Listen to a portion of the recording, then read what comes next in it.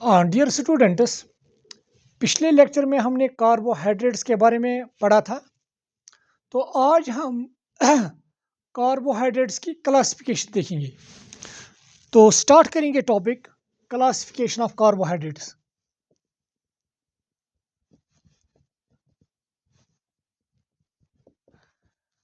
Classification of carbohydrates. चूंकि carbohydrates का एक और नाम भी है, तो यहाँ पे मैं लिखना चाहूँगा carbohydrates they are also called saccharides. तो इस तरह से ये जो टॉपिक होगा हमारा, that is classification of carbohydrates और सैकराइड्स। इन कार्बोहाइड्रेट्स को क्लासिफाई किया गया है डिफरेंट ग्रुप्स में on the basis of behaviour towards hydrolysis. Carbohydrates क्या बिहेवियर दिखाते हैं हाइड्रोलिसिस के लिए, उसके बेसिस पे इनकी क्लासिफिकेशन हुई है। तो इनमें जो पहला क्लास है दैट इज मोनोसैकराइड्स। तो यहाँ पे मैं लिखूंगा on the basis of hydrolysis, carbohydrates are classified as number one and वो जो पहला क्लास है दैट इज मोनोसैकराइड्स।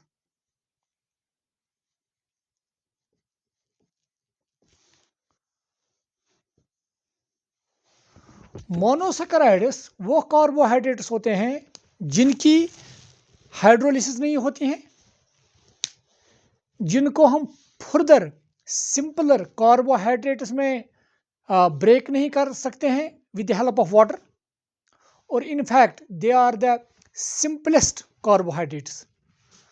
तो डिफाइन करेंगे monosaccharides are the simplest carbohydrates. They are the simplest carbohydrates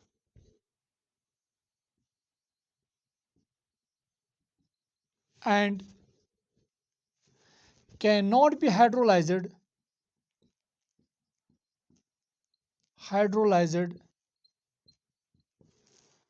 into simpler carbohydrate units। वो carbohydrates जिनको हम further simpler carbohydrates में हाइड्रोलाइज नहीं कर सकते हैं, उन्हीं को हम क्या बोलते हैं, मोनोसैकराइड्स। और in fact they are the simplest carbohydrates. Simplest carbohydrates ही ये मोनोसैकराइड्स हैं। तो इनकी वेल नोन एग्जांपल क्या है? एग्जांपल्स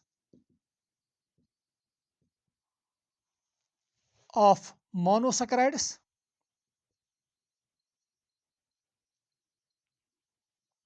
और ग्लूकोज। ये जो ग्लूकोज है that is a monosaccharide, it can not be hydrolysed further into simpler carbohydrate units. इसी तरह से फ्रक्टोज है, ये भी एक मोनोसैकराइड है।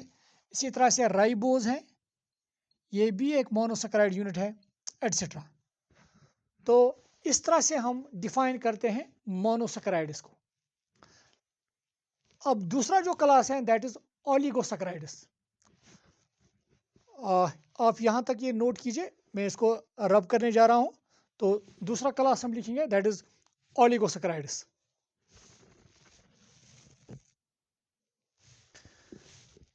जो दूसरा क्लास है इन कार्बोहाइड्रेट्स का दैट इज ओलिगोसैकराइड्स।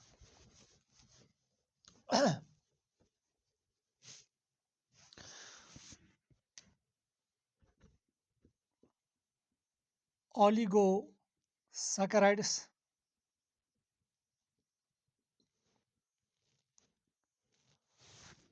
ओलिगोसैकराइड्स वो कार्बोहाइड्रेट्स होते हैं जो फर्दर हाइड्रोलाइज हो सकते हैं into simpler carbohydrate units.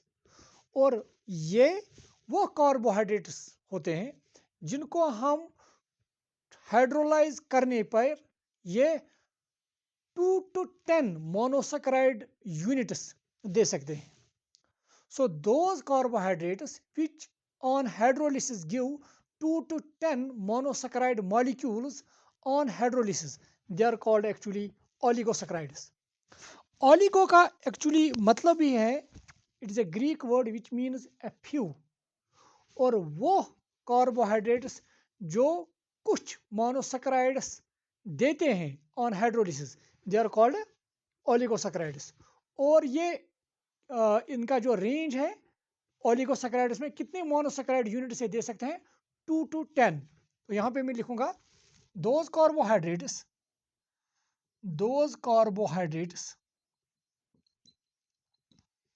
which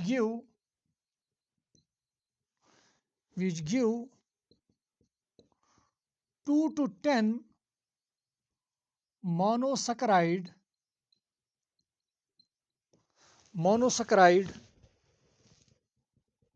units on hydrolysis are called oligosaccharides. उन्हीं को हम oligosaccharides का नाम देते हैं. तो इसका मतलब oligosaccharides 2 मोनोसैकेराइड यूनिट्स भी दे सकते हैं ऑन हाइड्रोलिसिस, 3 भी दे सकते हैं, 4 भी, एंड सो ऑन. अगर वो ओलिगोसैकेराइड्स जो हाइड्रोलिसिस पर 2 मोनोसैकेराइड यूनिट्स देते हैं, इनको हम in fact they are called disaccharides. तो इनको फर्दर क्लासिफाई किया गया है. They are further classified as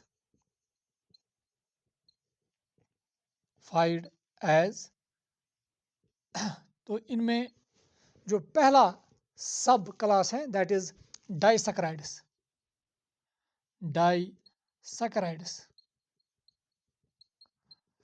अब डाइसैकेराइड्स क्या है?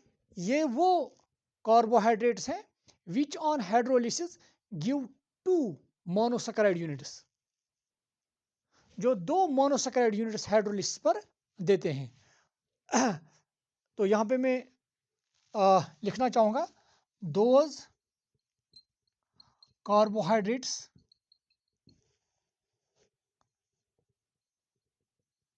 which on hydrolysis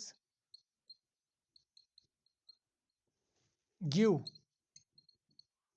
2 same or different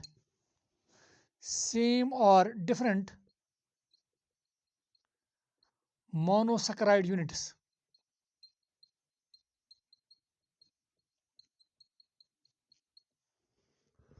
वो कार्बोहाइड्रेट्स जो हाइड्रोलिसिस पर 2 सेम या डिफरेंट मोनोसैकेराइड यूनिट्स देते हैं, इनको हम बोलते हैं डाइसैकेराइड्स.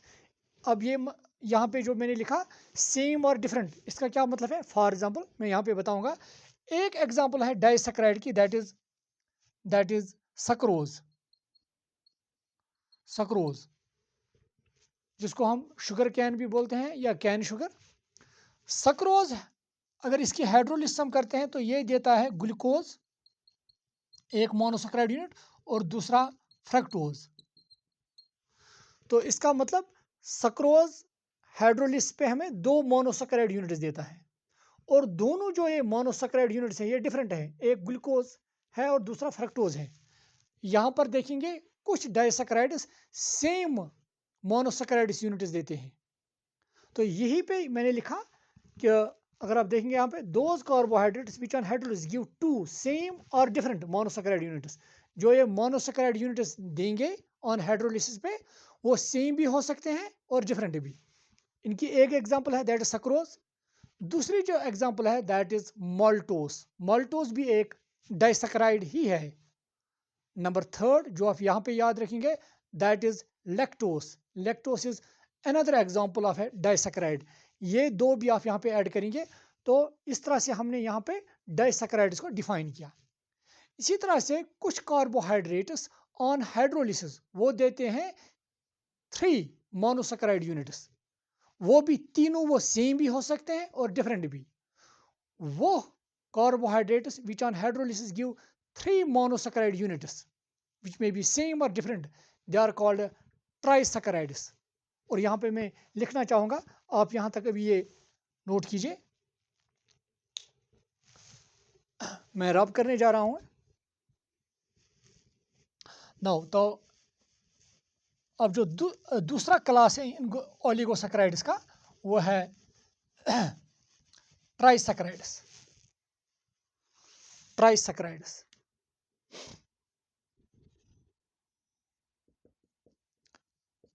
ट्राइसैकेराइड्स तो क्या लिखेंगे यहाँ पे? These are those carbohydrates which on hydrolysis give 3 same or different monosaccharide units. Those carbohydrates which on hydrolysis give 3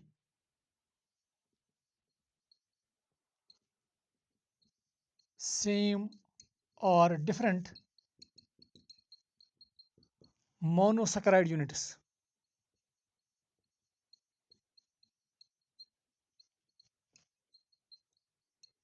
और इनकी एग्जाम्पल क्या है? एग्जाम्पल ट्राइसैकेराइड की एग्जाम्पल क्या है? That is रेफिनोस।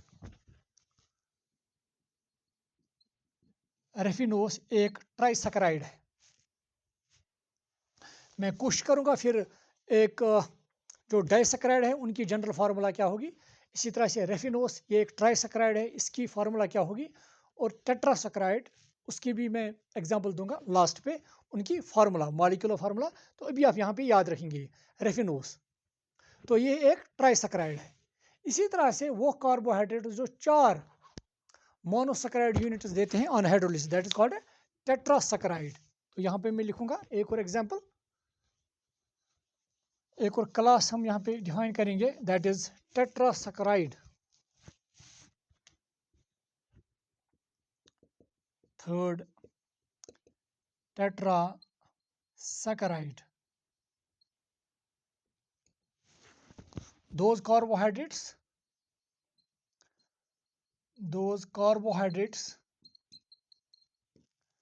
which on hydrolysis give 4 same or different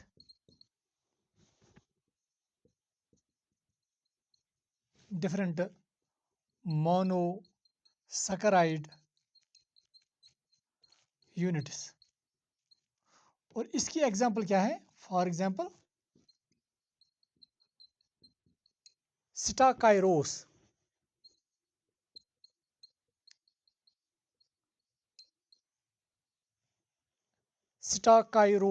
it's a well known example of a tetrasaccharide. तो इस तरह से हमने डिफाइन किया डाइसैकेराइड, इसी तरह से ट्राइसैकेराइड एंड टेट्रासैकेराइड। अब मैं कोशिश करूंगा इन तीनों की एक जनरल जो एग्जाम्पल होगी, जो जनरल फार्मूला होगी, डाइसैकेराइड की भी, ट्राई की भी और टेट्रासैकेराइड की भी। तो यहाँ पे मैं लिखना चाहूँगा जो आप याद रखेंगे यहाँ पे,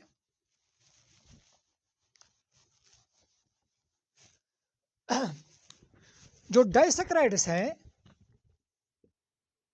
डाइसैकेराइड्स इनकी जनरल फार्मूला जो है, जो जनरल मॉलिक्यूलर फार्मूला है, दैट इज C12H22O11।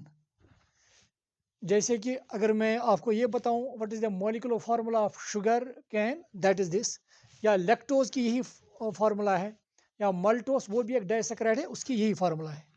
अब ट्राइसैकेराइड की फार्मूला क्या बनेगी? ट्राइसैकेराइड, इसकी जो जनरल फार्मूला है, सिंपली आप क्या करेंगे, आप इसको मैं पहले लिखूंगा फिर मैं बताऊंगा आपको, दैट इज C18H, वो होंगे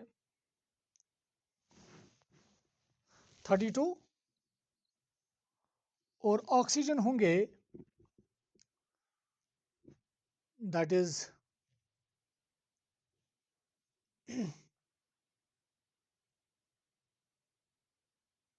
15। मैं बताऊंगा कि मैं किस तरह से इसको ये कह रहा हूं। इसी तरह से टेट्रासैकराइड,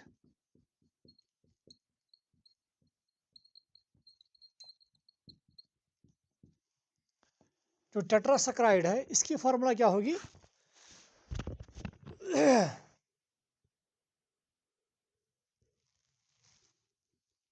24 और इसमें होगा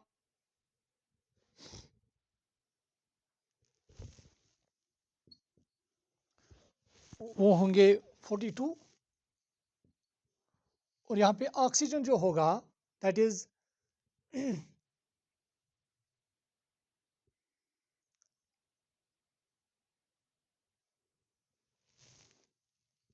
21। अब फॉर्मूला कैसे आप ये याद रखेंगे? इसके लिए सिंपल एक तरीका है कि जो ये डाइसैकराइड होता है, एक्चुअली अगर आप इसको हाइड्रोलाइज करेंगे, ये जो मोनोसैकराइड देगा दैट इज C6H12O6। अगर आप देखेंगे ये मोनोसैकराइड इसका ये होगा, मगर ये 2 मोनोसैकराइड यूनिट्स देगा। तो इसका मतलब है C6H12O6, यहाँ पे C6 है, 6 × 2 दैट इज 12, H यहाँ पे है 24, तो यहाँ पे है 22। तो इसका मतलब यहाँ पे एक वाटर मॉलिक्यूल यहाँ पे इसके साथ जुड़ जाएगा। तो चूंकि ये डाइसैकराइड मिला है एक वाटर मॉलिक्यूल के रिमूव करने से, तो यहाँ पे होने चाहिए हाइड्रोजन यहाँ पे 24, क्योंकि एक मोनोसैकराइड के पास है हाइड्रोजन 12, तो 2 के पास होने चाहिए 24, क्योंकि ये बन जाता है एक वाटर मॉलिक्यूल रिमूव करने से। तो एक वाटर मॉलिक्यूल रिमूव करने से चूंकि होने चाहिए 24, एक वाटर मॉलिक्यूल रिमूव करने का मतलब 2 हाइड्रोजन यहाँ पे हमने निकाले हैं, तो इसकी ऑटोमेटिकली हाइड्रोजन वहाँ पे 22 ही रहेंगे। तो इसी तरह से ये जो डाइसैकराइड बना है, ये बना है वाटर मॉलिक्यूल के रिमूव करने से। ऐसे 2 मोनोसैकराइड यूनिट्स को मिला के हमने डाइसैकराइड बनाया है, और मगर वहाँ पे वाटर मॉलिक्यूल रिमूव होता है। तो वाटर मॉलिक्यूल में रिमूव होगा ऑक्सीजन। अगर 2 मोनोसैकराइड यूनिट्स हैं यहाँ पे, तो यहाँ पे ऑक्सीजन होने चाहिए थे इस हिसाब से, एक के पास है 6, 2 के पास होने चाहिए थे 12। तो इसका मतलब एक अगर बाहर निकालेंगे in the form of water, तो यहाँ पे 11 होनी चाहिए। नाउ यहाँ पे देखिए आप, इसका जो मोनोसैकराइड होगा वो होगा फिर C6H12O6, इसका मोनोसैकराइड। मगर यहाँ पे क्या होता है कि एक्चुअली ये हमें 3 मोनोसैकराइड्स देगा, या हम इस तरह से कहेंगे कि जब हम 3 मोनोसैकराइड्स को आपस में ज्वाइन करेंगे तो ये हमें मिल जाता है। तो 3 को ज्वाइन करने पे हमें 2 वाटर मॉलिक्यूल निकालने पड़ेंगे। चूंकि ये 2 वाटर मॉलिक्यूल हमें निकालने हैं, तो फार्मूला आनी चाहिए थी अगर 3 यहाँ पे है तो फार्मूला आनी चाहिए थी C6 जो है ये 3 टाइम्स है, तो हो गया 6 × 3 18। नाउ हाइड्रोजन कितने होने चाहिए? 3 मॉलिक्यूल्स के पास, अगर यहाँ पे ये 3 मॉलिक्यूल्स देना चाहिए तो होने चाहिए थे 12 × 3, दैट मीन्स 36। मगर चूंकि ये बना है जब हम 2 वाटर मॉलिक्यूल्स निकालते हैं, तो 36 में से 2 वाटर मॉलिक्यूल्स मतलब 4 हाइड्रोजन एटम्स निकालेंगे, तो 36 में से 4, तो 32 यहाँ पे आएगा। तो इसी तरह से यहाँ पे ऑक्सीजन होनी चाहिए, चूंकि ये 3 मोनोसैकराइड यूनिट्स देता है, तो 18 होनी चाहिए, क्योंकि यहाँ पे हमने 2 ऑक्सीजन निकाले हैं। तो इसका मतलब है 8 में से 18 में से अगर 2 होंगे तो ये 16 होना चाहिए, इट इज 16। तो इसका मतलब ये ट्राइसैकराइड की फार्मूला होगी दैट इज C18H22O16। नाउ इसी तरह से जो टेट्रासैकराइड है ये भी मोनोसैकराइड हमें देगा 4, दैट इज C6H12O6 4 टाइम्स। या मैं इस तरह से कहूँगा आप समझो यही मोनोसेक्राइड्स बनाते हैं ये टेट्रासेक्राइड, मगर इसमें हमें निकालने पड़ते हैं 3 वाटर मॉलिक्यूल्स।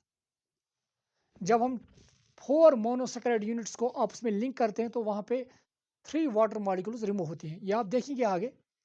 तो इसका मतलब अगर आप यहाँ पे देखेंगे तो होनी चाहिए 6 4 जा 24, तो यहाँ पे है हाइड्रोजन होने चाहिए थे 48 में से हमने यहाँ पे देखिए आप 3 2 6 निकाले हैं तो 42 रह गए। इसी तरह से ऑक्सीजन होनी चाहिए थी 24 में से 3, तो दैट इज 21। तो ये होगी इसकी करेक्ट फार्मूला। मुझे उम्मीद है कि आपको समझ आया होगा कि मैंने किस तरह से ये फार्मूला बनाई है। एनीवे आप इसको ऐसे भी याद रख सकते हैं। तो ये है डाइसेक्राइड्स की जनरल फार्मूला, ये है ट्राइसेक्राइड्स की जनरल फार्मूला, और ये है टेट्रासेक्राइड्स की जनरल फार्मूला। आप इसको नोट कीजिए। तो हम अब जो तीसरा क्लास है दैट इज पॉलीसेक्राइड्स वो लिखेंगे। यहाँ पे आप नोट कीजिए अभी।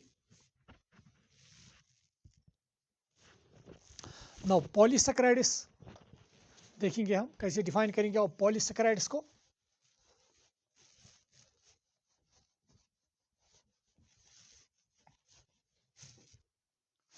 नाउ पॉलीसेक्राइड्स,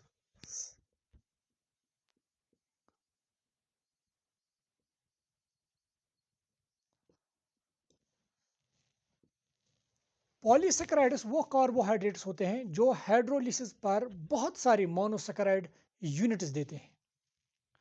तो सिंपली अब डिफाइन कैसे करेंगे? दोज कार्बोहाइड्रेट्स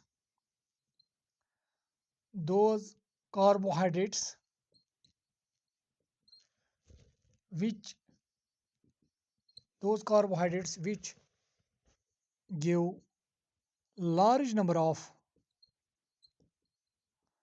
monosaccharide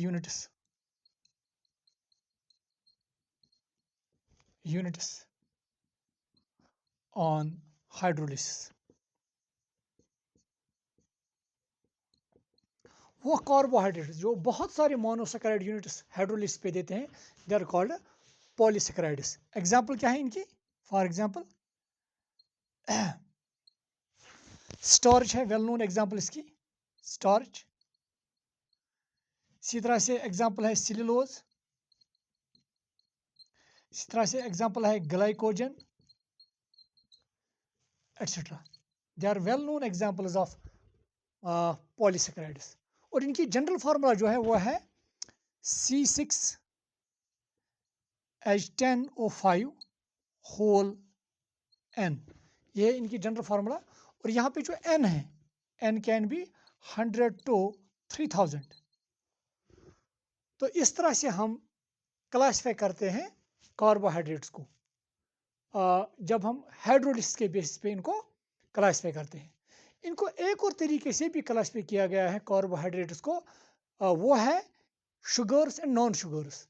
अब शुगर्स और नॉन शुगर्स क्या होते हैं यहाँ पे हम देखेंगे। अभी आप यहाँ तक नोट कीजिए।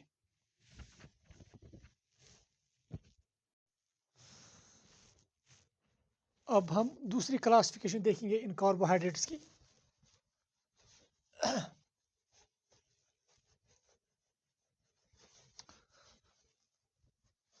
और जिस तरह से मैंने कहा कि दूसरा जो क्लास है दैट इज कार्बोहाइड्रेट्स का, that is sugars and non sugars.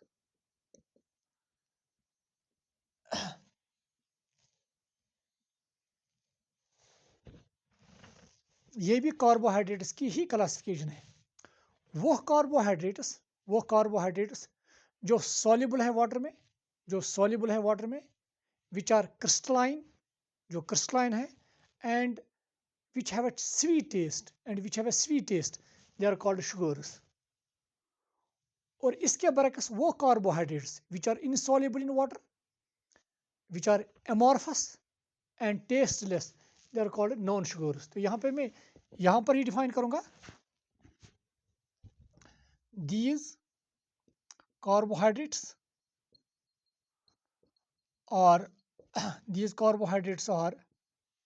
soluble in water,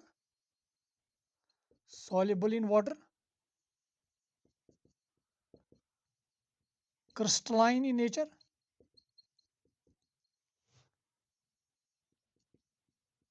and are sweet in taste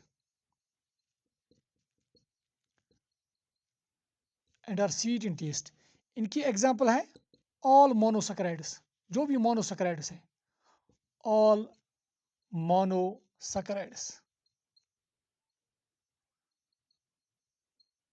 and oligosaccharides.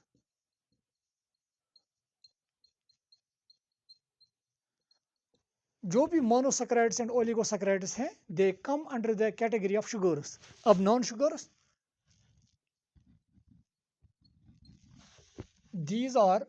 these सीधे लिखेंगे ऐसे, these carbohydrates,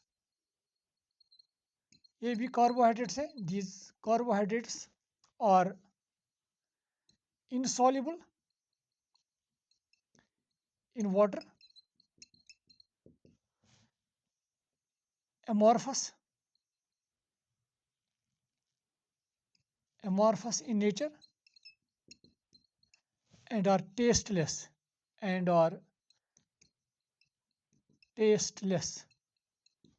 वो कार्बोहाइड्रेट्स एक तो वो insoluble होते हैं, they are also amorphous in nature। amorphous का मतलब कि वहाँ पे पार्टिकल्स रेंडमली अरेंज होते हैं, और क्रिस्टलाइन का मतलब है वहाँ पे एक ऑर्डर्ड अरेंजमेंट होता है पार्टिकल्स का। एंड दे आर टेस्टलेस, और क्या होते हैं, टेस्टलेस। इन्हीं कार्बोहाइड्रेट्स को हम क्या बोलते हैं, नॉन शुगर्स। तो इस तरह से हम कार्बोहाइड्रेट्स को दूसरे तरीके से भी क्लासिफाई करते हैं। एक और तरीका है, that is reducing and non reducing sugars. तो यहाँ पे जो लास्ट क्लासिफिकेशन है इनकी,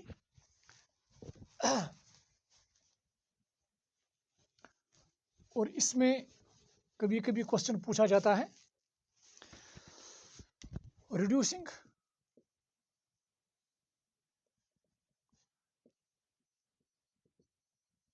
carbohydrates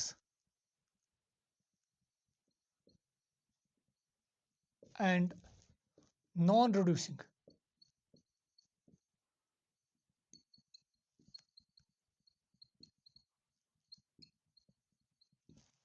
अब ये देखिए, ये रिड्यूसिंग कार्बोहाइड्रेट्स किनको हम कहते हैं, वो कार्बोहाइड्रेट्स जो टॉलिनस रेजेंट और फैलिंग सॉल्यूशन जो इनको रिडक्शन कर सकते हैं, वो carbohydrates which can reduce Tollens reagent and Fehling solution, they are called reducing carbohydrates. तो यहाँ पे मैं लिखना चाहूँगा, those carbohydrates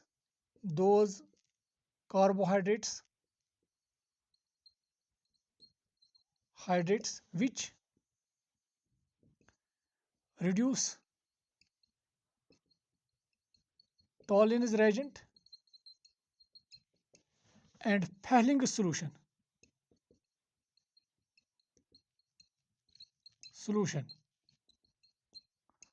are called reducing sugars or carbohydrates। इनकी जो वेल नोन एग्जाम्पल है, ये आप याद रखेंगे, वो कार्बोहाइड्रेट्स अगर आपको याद होगा, टॉलिनस रेजेंट और फैलिंग सॉल्यूशन, ये हमें कार्बोहाइड्रेट्स में कार्बोहाइड्रेट्स को हम इस बेसिस पे टॉलरेंस रेजेंट के साथ कैसे रिएक्ट करते हैं, फैलिंग सॉल्यूशन के साथ कैसे रिएक्ट करते हैं, उस बेसिस पे हम कार्बोहाइड्रेट्स को क्लासिफाई करते हैं। वो कार्बोहाइड्रेट्स जो टॉलरेंस रेजेंट और फैलिंग सॉल्यूशन की रिडक्शन कर सकते हैं, उनको हम क्या बोलते हैं, रिड्यूसिंग कार्बोहाइड्रेट्स। इनकी एग्जाम्पल क्या है, एग्जाम्पल ऑल मोनोसैकेराइड्स,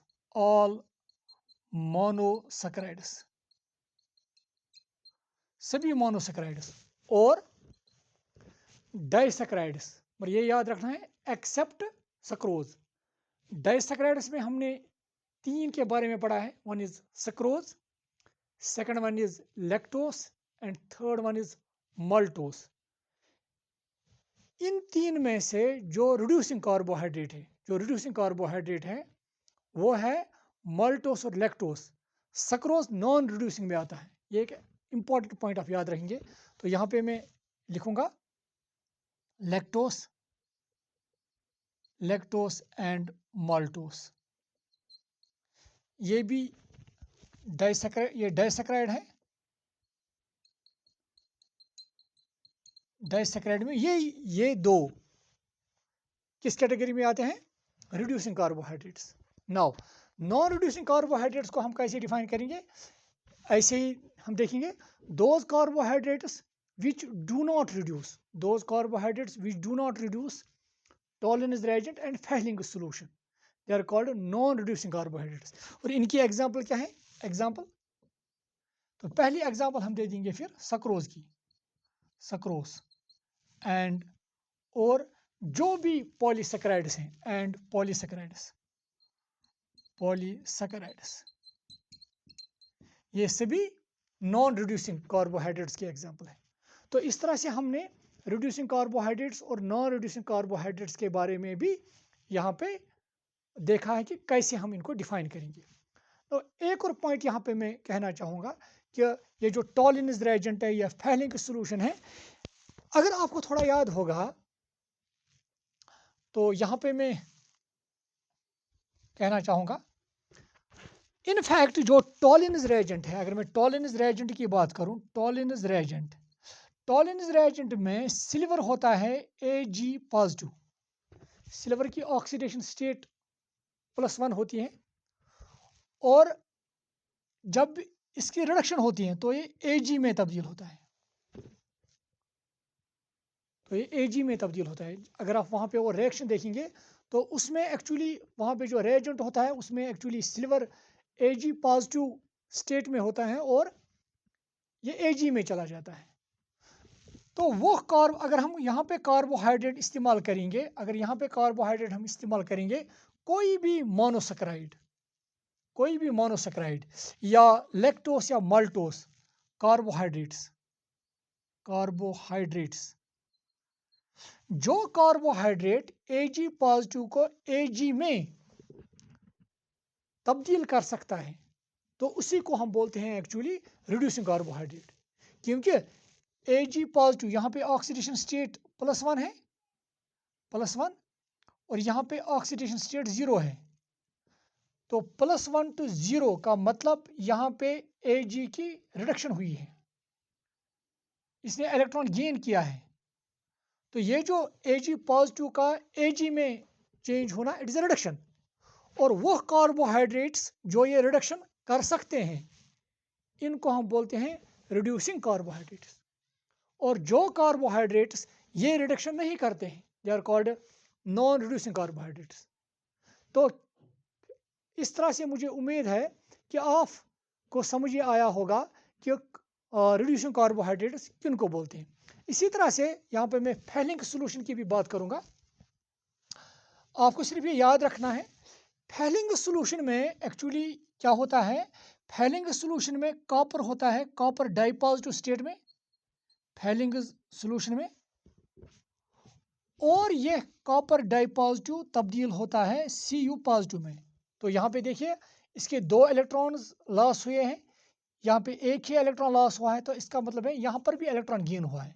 तो जब इलेक्ट्रॉन गेन हुआ है तो इसकी भी रिडक्शन हुई है। तो वो कार्बोहाइड्रेट्स जो इसकी रिडक्शन कर सकते हैं they are called reducing carbohydrates, और जो रिडक्शन नहीं कर सकते हैं they are called non reducing carbohydrates.